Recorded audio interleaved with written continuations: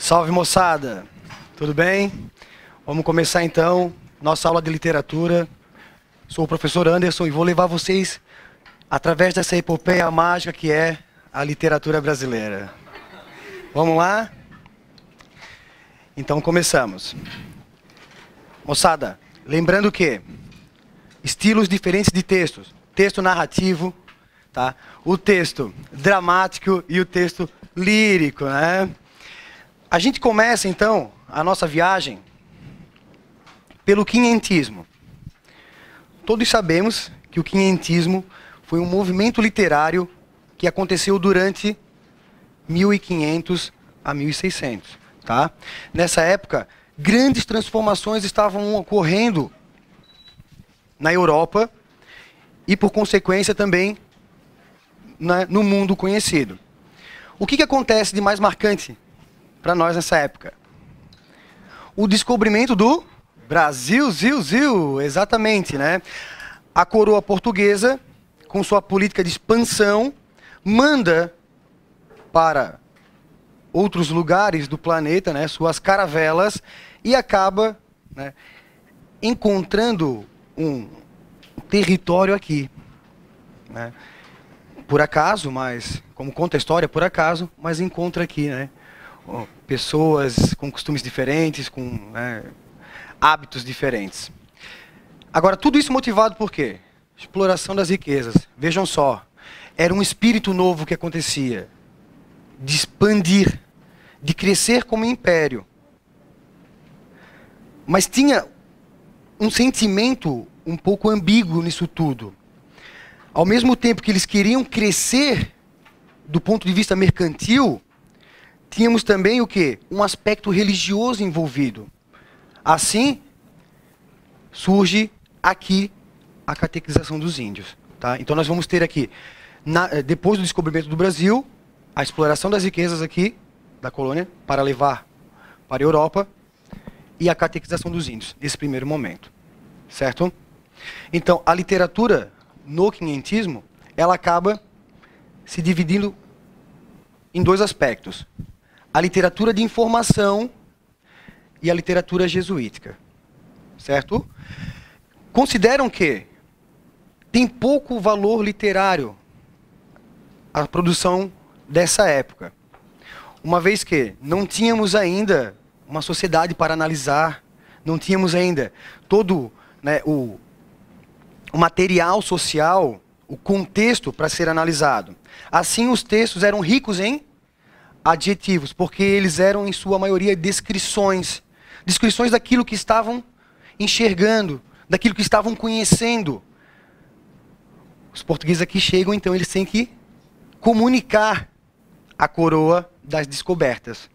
Como que fizeram, né? Pegaram ali o iPad, o iPhone, não, mandaram um e-mail. Naquela época não era assim, né? Escreviam cartas. E aí mandam as cartas comunicando as novas. Ok? Vejam então, a mais famosa de todas elas, a carta de Pero Vaz de Caminha, né? Senhor, posto que o capitão mor desta vossa frota e assim os outros capitães escrevam a vossa alteza nova do achamento dessa vossa terra nova, que se ora nesta navegação achou, não deixarei também de dar disso minha conta. E dali ouvemos vista de homens que andavam pela praia de 7 ou 8, segundo os navios pequenos disseram, por chegaram primeiro. A feição deles era serem pardos, maneira de avermelhados, de bons rostos e bons narizes, bem feitos, andavam nus, sem nenhuma cobertura, nem estimam nenhuma coisa cobrir, nem mostrar suas vergonhas. E estão acerca disso com tanta inocência como tem em mostrar o rosto. Então vejam, é basicamente descrição daquilo que estão encontrando. Estão comunicando apenas aquilo que eles vêm, né, descobrindo acerca do povo novo. Isso é uma descrição de quem? Quem são essas pessoas que eles encontram, pardos, avermelhados? São os índios, exatamente. Que eles batizam de índio por quê? Porque eles estavam indo para as Índias. E aqui se encontram. Assim conta a nossa história. Certo? Aí continuamos. Ali andavam entre eles 3 ou 4 moças e bem gentis, com cabelos muito pretos, compridos, peles espáduas, e suas vergonhas tão altas e tão sarradinhas, e tão limpas das cabeleiras que, de a nós muito bem olharmos, não tínhamos nenhuma vergonha. E uma daquelas moças era toda tinta, de fundo acima daquela tintura a qual, certo, era tão bem feita e tão redonda e sua vergonha, que ela não tinha, tão graciosa, que as muitas mulheres de nossa terra, vendo-lhes tais feições, fizeram vergonha por não terem a sua como ela. Percebam que, por mais que seja um texto descritivo, ainda assim tem uma preocupação com a estética. O texto, ele tem uma certa elaboração discursiva. Não é um texto escrito de qualquer maneira, é claro, a função do Pero Vaz era essa, era a comunicação. Então ele trabalhava a linguagem de uma forma articulada. Ele, basicamente, escreveu a certidão de nascimento do Brasil. Tá? Um deles, porém, pôs olho no colar do capitão e começou a acenar com a mão para a terra e depois para o colar, como que nos dizia que havia em terra ouro. E também viu um castiçal de prata, e assim mesmo acenava para a terra, e então para o castiçal, como que havia também prata. Até agora não podemos saber se há ouro ou prata nela. Ou outra coisa de metal, ou ferro, nem a vimos. Águas são muitas, infinitas, em tal maneira graciosa que, querendo aproveitar, dar-se-á nela tudo, por causa das águas que tem. Porém, o melhor fruto que dela se pode tirar, parece-me que será salvar esta gente. E esta deve ser a principal semente que Vossa Alteza em ela deve lançar. O final diz tudo, né? Os aspectos que eu estava comentando com vocês, que era a expansão do império, buscar novas terras, buscar riquezas em outro lugar, e o aspecto também de trazer a catequese, está presente aqui. Tá? Vejam só, a preocupação do português é em que a preocupação dele mora no fato de haver riquezas, metais, ouro, prata. E num primeiro momento, há uma interação entre o português e o índio. E ela se dá com o quê? Com trocas. Com espelhos, com pentes, com roupas, com acessórios. Porém, o índio, que tem um espírito diferente, começa a ter uma outra postura de acordo, né, com o que vai acontecendo nessa interação. E disso tudo, resta o quê? Catequizar o índio, aculturá-lo. Ora, acontece o que na Europa nesse exato momento? Um movimento de tomada dos fiéis da Igreja Católica, que vai ser chamado de Reforma Protestante. E a Igreja Católica faz o quê? Ela contra-ataca. Ela prepara a contra-reforma. Destacando alguns padres que vão formar a Companhia de Jesus, comandados por Inácio de Loyola. Dentre eles, vão se destacar quem?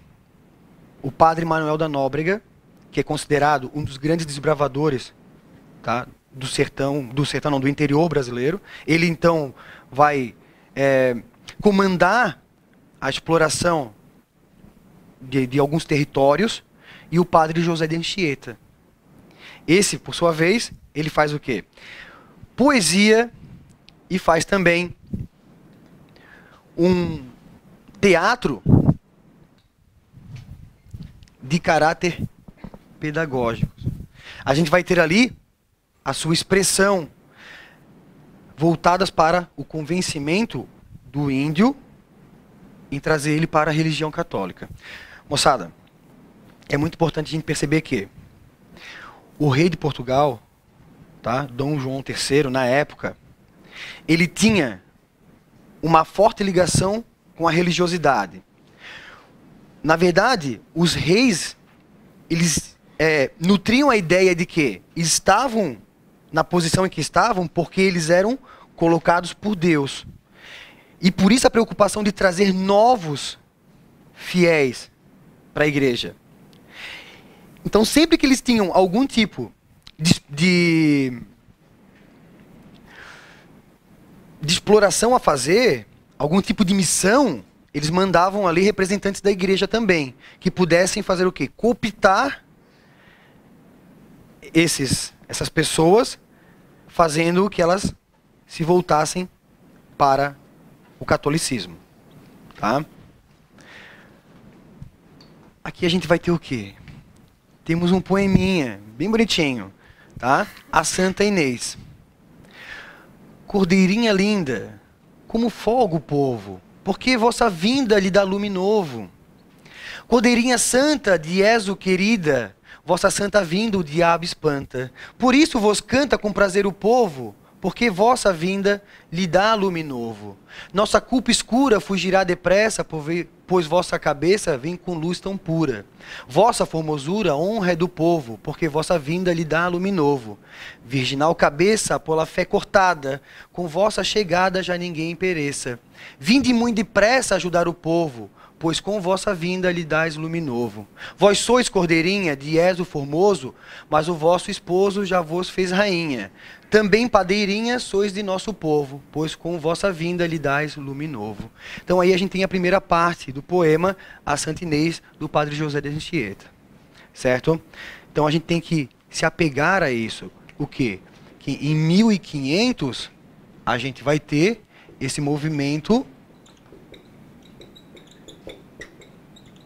chamado de quinhentismo. Tá? Do ponto de vista historiográfico,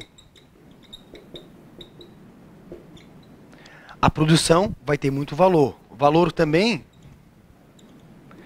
documental. E depois um valor pedagógico. Tá? Pensando que em 1540 a Companhia de Jesus destaca os homens e eles chegam aqui em 1549, comandados então pelo Padre Manuel da Nóbrega. Tá?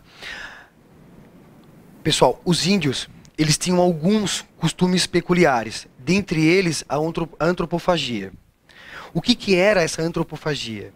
Eles tinham alguns rituais em que eles acabavam comendo, literalmente, tá, os seus adversários, os seus inimigos.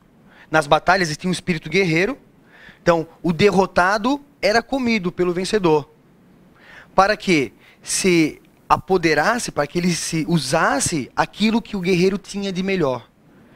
Então era uma espécie, tá, de absorção das características boas que o inimigo tinha.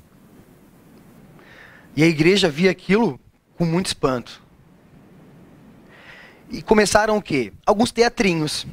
E eles mesclavam características dos índios, dos seus pajés, das suas crenças, que eles também tinham crenças em algumas coisas, né, como ainda tem, tá, com todo o aspecto da religiosidade católica. Então, o Padre José de Anchieta, ele desenvolve alguns teatros também. E aí ele chama os índios para... funcionam como um certo tipo de atores, né, dentro desse teatro. Agora, outro fato importante é pensar como que aconteceu, tá, essa catequese. Por quê? Chegam os portugueses aqui, falam português, e se deparam pessoas avermelhadas, estranhas, que andam com as vergonhas de fora, e falam que língua? Falam uma língua totalmente desconhecida, né? O Tupi-Guarani. E no primeiro momento, a gente pode pensar o quê? Que eles ensinaram os índios a falar português. Mas dá no processo contrário. Nós vamos ter o quê? O índio ajudando os jesuítas a falar Tupi-Guarani para eles serem catequizados, então, na língua nativa. E o Padre José de Anchieta, então, ele vai formular uma das primeiras gramáticas do Tupi-Guarani. Ele faz o quê? Ele vai categorizar. Tá? Cria categorias, faz análise da linguagem e usa, então, com a finalidade de catequizar os índios. Ele consegue convencê-los na sua língua. Tá? E aí muitos, né, são convencidos, outros são forçados a fazer parte, então, de todo esse movimento que é o movimento, tá, da Contra-Reforma. Eles vão ser imbuídos também desse espírito. Certo? O que acontece?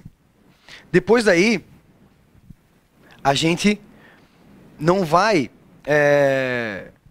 durante todo esse século, ver uma produção nacional. Mesmo porque chegam aqui em 1500, né, até se consolidar como colônia e vir pessoas para cá para povoar, porque, em princípio, é só exploração, chegar aqui, tirar as riquezas e levar para lá, né? Nós vamos ter quem fazendo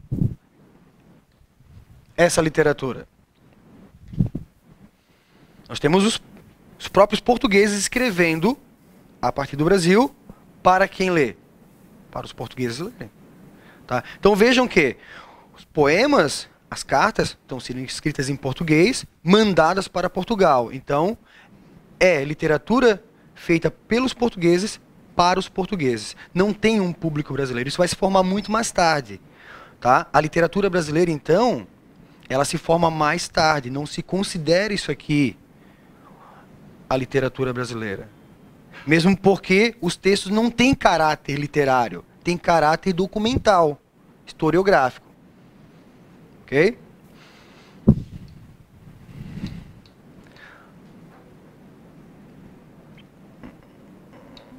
Aqui outros textos, então, que fizeram parte. E é interessante para quem está em casa e para quem está aqui, anotar isso aqui. Tá? A carta do descobrimento do Pero Vaz e Caminha, que a gente leu ali um trecho. Essa é uma carta até bem extensa, com 17 páginas. Tá? Ali a gente viu só alguns trechinhos da carta, né? O próprio Tratado da Terra do Brasil, Pero de Magalhães Gândavo, tá? História da província de Santa Cruz, a que vulgarmente chamamos Brasil. E todo mundo sabe a história do nome, né? O nome de um vegetal. Diálogo sobre a conversão dos gentios, do padre Manuel da Nóbrega. Vejam só. Esse aqui, talvez o principal dos padres jesuítas.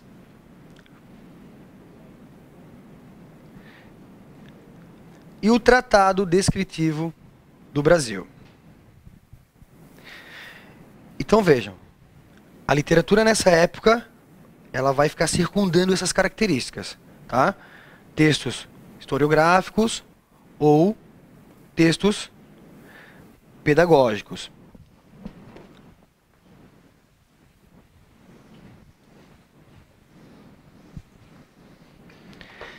Isso evoluindo para 1600, a gente vai ter o quê?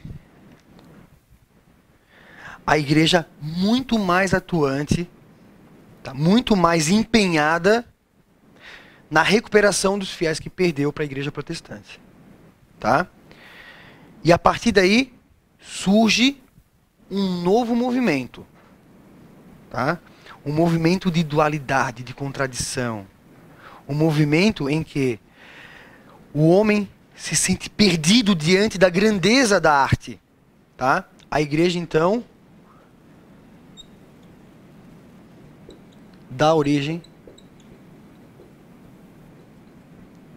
ao movimento barroco. Tá? Vejam só, quando que acontece essa parte da literatura de informação, da literatura pedagógica, dessa coisa mais incipiente, mais embrionária? Durante 1500. Né? Durante toda essa época, todo esse século, nós vamos ter esse tipo de reconhecimento do território. Né? Os caras chegam ali, então, imbuídos de uma missão, vão tentar, né, colocar em prática aquilo que estavam fazendo. Depois, a coisa acaba evoluindo, tá? Não só na literatura. Ela evolui para outras áreas. Isso tomou tamanha força que em outras áreas da arte, nós vamos ter o barroco representado. Na arquitetura, escultura, na própria literatura,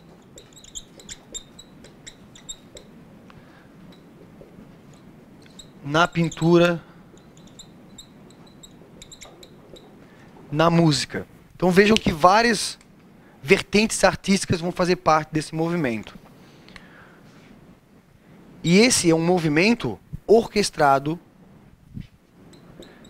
pela Igreja Católica. Porém, a gente pode pensar que, poxa, Igreja Católica, Vaticano, Itália, esse movimento nasce na Itália? Não. Esse movimento nasce onde? Esse movimento nasce na Espanha, tá? O movimento barroco, então, ele tem origem na Espanha. E vai ser chamado de seiscentismo.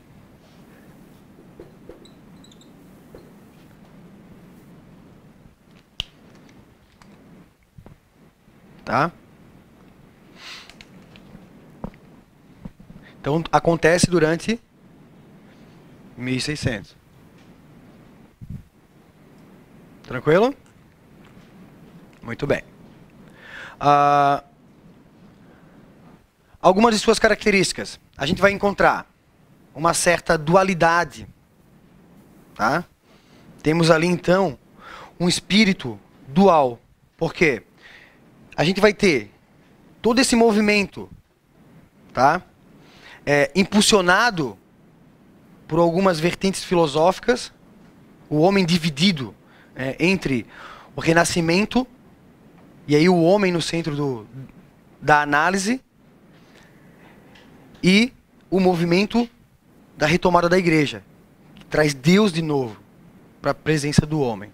Tá? Então, posso apagar aqui? Posso apagar aqui? Nós vamos ter Deus e o homem. E dividido entre... O homem está aqui, na verdade. Só que aqui temos teorias em que o homem está aqui. O antropocentrismo. Que são teorias que nasceram com o quê? Com o renascimento cultural. O renascimento clássico. Tá? E aqui... Deus. E aí todas as oposições começam ali. Tá? Temos aqui a fé.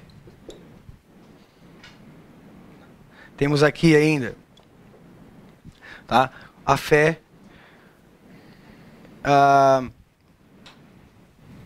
Contra o paganismo. Tá? Então vão ser cultuados antíteses.